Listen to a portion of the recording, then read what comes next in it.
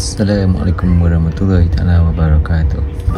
Guys, hari ni aku nak buat unpack pack Vesta yang aku menang hari tu, dengan sekali bonus pack lah. Aku dapat kata apa, kat Dragon Ball Timer. So aku nak unpack ni.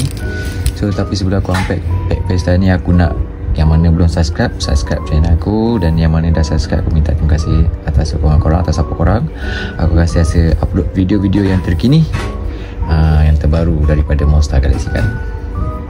So tanpa buang masa guys, so aku akan unpack pack yang pertama guys. Untuk pengetahuan korang, pack Vesta ni hanya boleh dapat jika korang menang tournament di shop. Okay, so pack Vesta ni ada terdiri daripada banyak poster lah. Kalau korang nak tengok, ni 9 sebelah sini, 9 sebelah sini.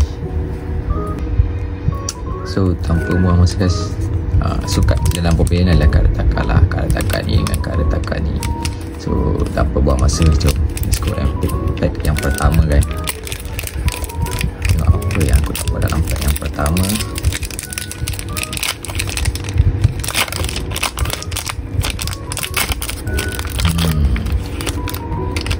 Okay, untuk pack yang pertama, kad yang pertama Papa Pipi. Okay, kad yang kedua Mas Mana, dan kad yang ketiga Mecha Matagol. Lama dah tak nampak Mecha Matagol. Okay, untuk yang pertama. Jadi kita boleh tengok pack yang kedua. Let's go.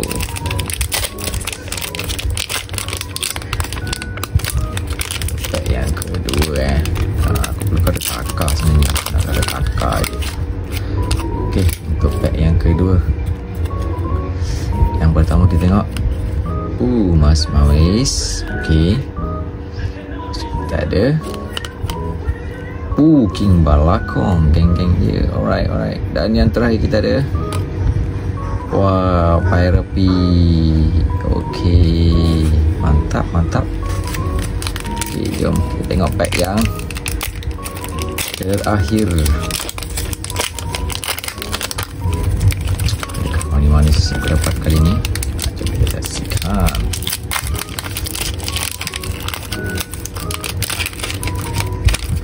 Okay, untuk pack yang terakhir kita ada Hangkasa. Okay, dan kita ada Frostfire. Dan yang terakhir kita ada Takagama. Inilah yang aku cari dan aku tak ada guys. So akhirnya aku dapat satu lagi kad Retaka. Tak. So ini adalah kad-kad yang aku dapat. So memang orang kata apa, solid lah. Ni kad yang aku dapat. Ini setelah aku dapat dan yang kedua dan yang terakhir. Aku rasa berbaloi lah Vesta kali ni. Mantap tu. Ini dia. Orang kata kat dalam kad Dragon Ball ni ada kad yang special. So aku harap aku dapat kad yang special lah. Okay, so bismillah, buka. Dah nampak kad Dragon Ball dia. Kad dia agak tebal Kad dia agak tebal dan nice. Tebal. So ready guys, 1, 2.